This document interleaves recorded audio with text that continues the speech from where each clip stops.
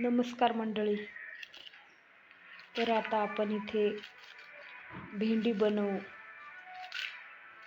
मला अशी भेंडी आवडते की त्या भेंडीत खूप लसूण टाकायचा आणि लसूण नसेल तर लसणाची पात टाकायची.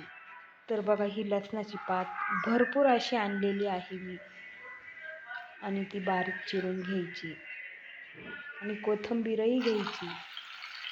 तर बघा, ही लसणाची पात तेलात फोडणीला टाकायची आणि फोडणी देऊन घ्यायची.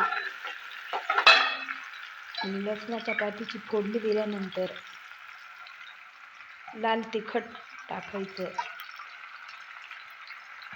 आणि लाल तिखट माझं असं खूप त्याला कलर आहे आणि लाल तिखट मी इथे 4 चमचे टाकलेले आहेत. मला जास्त तिखट आवडतं आणि जास्त लसूण किंवा लसणाची पात तुम्ही जर भेंडीच्या भाजीला वापरली ना तर तुम्हालाही ही भेंडीची भाजी खूप आवडेल.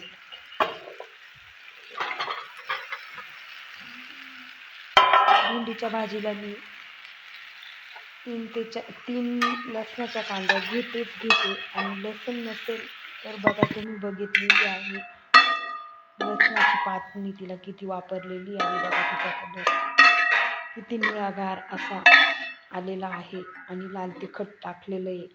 तरी ही सुद्धा एवढी निळी भाजी भेंडीची दिसत आहे, तुम्ही बघू शकता.